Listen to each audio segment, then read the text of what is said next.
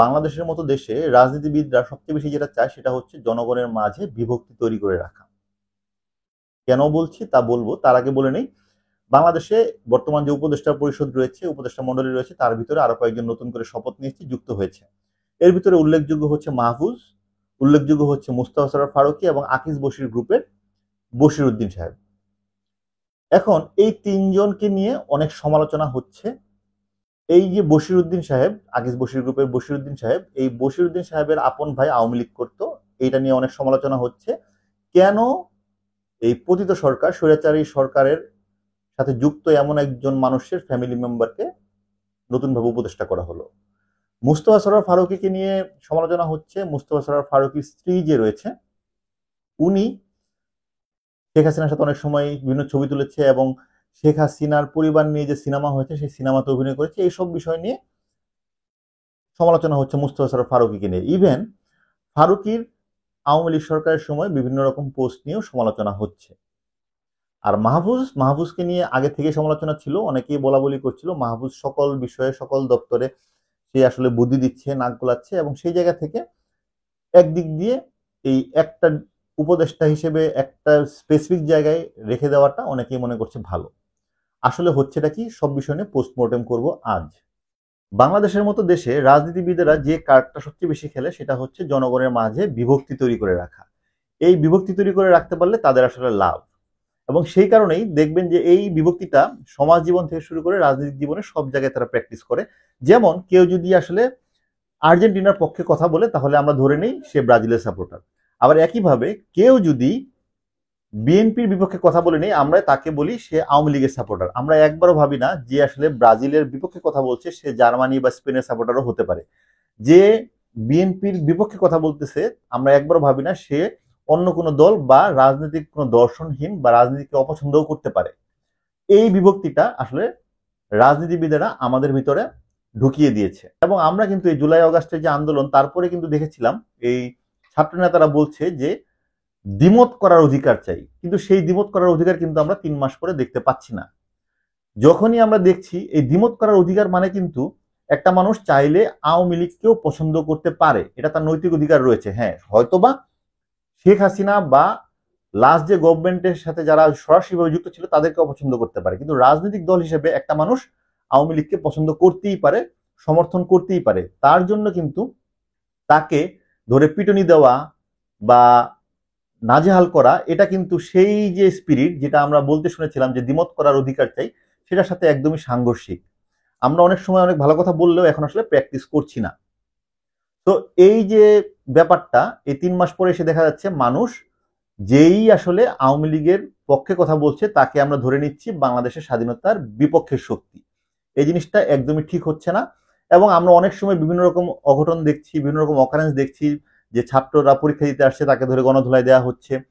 কেউ যদি তার ফ্যামিলি মেম্বার যদি আওয়ামী লীগের সমর্থন হয়, এই নিয়ে তাকে ক্রিটিসাইজ করা হচ্ছে, যেমন মুস্তাফা সরোয়ার ফারুকী সাহেবকে করা হচ্ছে।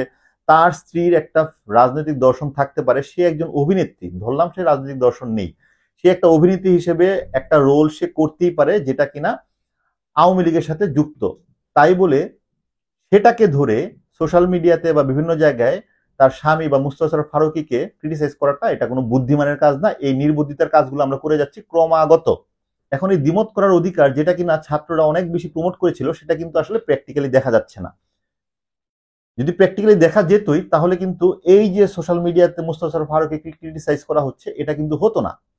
বশির সাহেবের ভাই একটা রাজনৈতিক দর্শন ছিল বলে, সেটা আওয়ামী লীগ করতো বলে বশির সাহেবকে ক্রিটিসাইজ করা এটা কোনো বুদ্ধিমানের কাজ না, এটা নির্বুদ্ধিতার কাজ।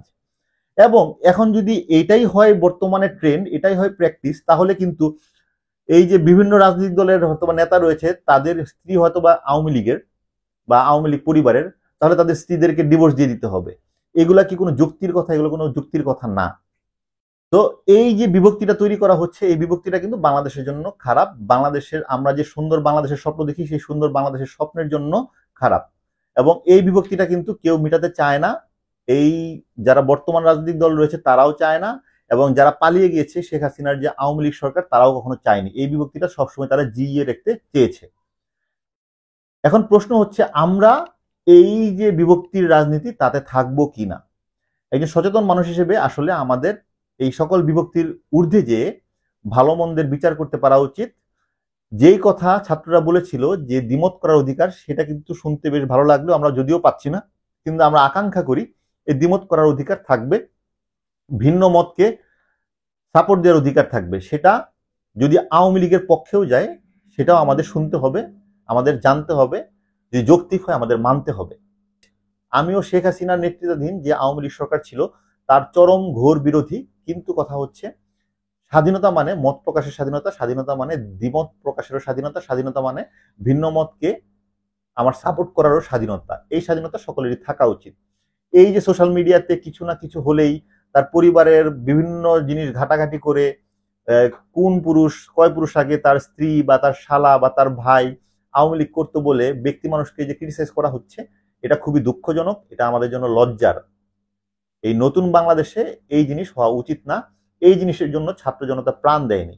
আর এই যে নতুন স্বাধীনতা, এটা শুধুমাত্র ছাত্রদের না, ছাত্ররা নেতৃত্ব দিয়েছে, কিন্তু এই আন্দোলনে যদি জনতা না নামতো, জনতা যদি বিরক্তির চূড়ান্ত পর্যায়ে না যেত, তাহলে এই স্বাধীনতাও আসতো না। এই স্বাধীনতাও হয়তোবা নিরাপদ সড়ক আন্দোলনের মতো এক সময় শেষ হয়ে যেত। তো এই জনগণকে বিভক্তি করার যে রাজনীতি, এ থেকে দূরে থাকুক সবাই, সরে আসুক এই ধরনের বিভক্তির রাজনীতি থেকে, সেই প্রত্যাশা করি, সেই কামনা করি।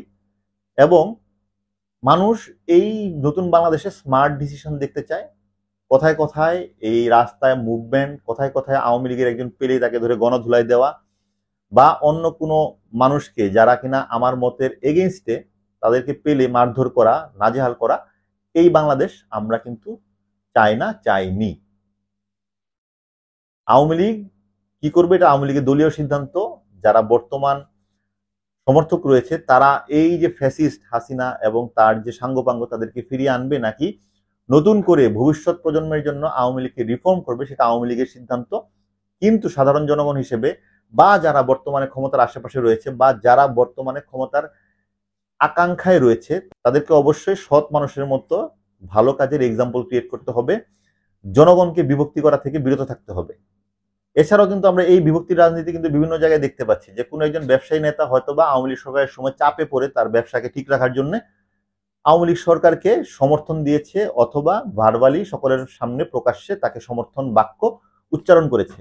তাই বলে তাকে আজকে এক ঘরে করে ফেলা, এটা কোনো ভালো কাজ না। বাংলাদেশের ব্যবসা বাণিজ্যের যে বর্তমান অবস্থা, সেই জায়গা থেকে উত্তরণের জন্য বশির সাহেব একটা ভালো টুল হতে পারে। এবং আমার ধারণা বশির সাহেবকে এই কারণেই এই জায়গাটাতে এনেছে, বিকজ বর্তমান অন্তর্বর্তীকালীন সরকার এই বর্তমান যে ব্যবসার করুণ অবস্থা, সেটাকে সামাল দিতে চূড়ান্তভাবে ব্যর্থ হচ্ছে। এবং এই ব্যবসা বাণিজ্যের জায়গাটাকে ঠিক করার জন্যই একজন ব্যবসায়ী লোক দরকার, যে কিনা ব্যবসার সিস্টেম মেকানিজম গুলো বুঝে। এবং আমার ধারণা সেই জায়গা থেকে বশির সাহেব আনা হয়েছে। এবং বশির সাহেব, আমি আশা করি বর্তমানে বাংলাদেশে যারা ব্যবসায়ী রয়েছে তাদেরকে নিয়ে কাজ করবে, তাদেরকে এই ক্রান্তিকাল থেকে উত্তরণের জন্য কাজ করবে। একইভাবে মুস্তফা সরোয়ার ফারুকীকে আমি মনে করি নতুন তরুণ প্রজন্মের প্রতিনিধি, এবং বাংলাদেশে একজন ফিল্ম মেকার যাকে কিনা সারা বিশ্বে মানুষ চিনে, এরকম একটা জায়গা থেকে মুস্তফা সরোয়ার ফারুকীকে আনা হয়েছে। এবং মুস্তফা সরোয়ার ফারুকী আমার কাছে মনে হয় একজন পারফেক্ট চয়েস। তার নৈতিকতা নিয়ে প্রশ্ন নেই, সে সবসময় যেটা ভালো সেটা যে দলেরই হোক না কেন সেটা বলার চেষ্টা করেছে সোশ্যাল মিডিয়াতে, এবং তার জন্য সে যথেষ্ট পরিমাণ নাজেহাল হয়েছে বিভিন্ন সময়, ইভেন আওয়ামী লীগ সরকারের সময়। এবং যেটা সত্যি সেটাকে সত্যি বলা উচিত, যেটা ভালো সেটাকে ভালো বলা উচিত। একটা মানুষ খারাপ ভালো মিলিয়েই মানুষ হয়, তেমনি একটা দলও খারাপ ভালো থাকে। আওয়ামী লীগ সরকারের খারাপের মাত্রা বেড়ে গিয়েছিল বলেই আওয়ামী লীগ সরকারের আজকে বর্তমানে এই পরিণতি। কিন্তু তাই বলে আওয়ামী লীগ সরকারের যদি কোনো ভালো থাকে তা বলা যাবে না, তা বললে বর্তমান মানুষ হেনস্থা করতে পারে, এটা কিন্তু স্বাধীনতা না। এবং সেই জায়গা থেকে আমি মনে করি মুস্তফা সরোয়ার ফারুকী সিলেকশনটাও একদম পারফেক্ট হয়েছে।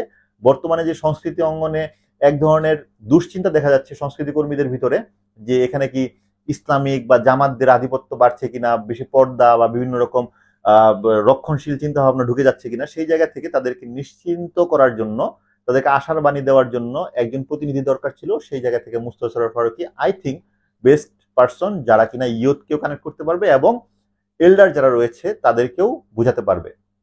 আর মাহফুজ যে ব্যাপারটা রয়েছে, মাহফুজের ব্যাপারটা হচ্ছে আমার ধারণা মাহফুজ আসলে সকল বিষয়ের মাস্টার হয়ে যাচ্ছিল, সকল বিষয়ে তার একটা মতামত মিডিয়া থেকেও আশা করছিল। সেই জায়গা থেকে মাহফুজকে একটা জায়গায়, একটা সিঙ্গেল জায়গায় ফোকাস করার জন্যই আসলে হয়তোবা এই সহকারী থেকে উপদেষ্টাতে আনা হয়েছে।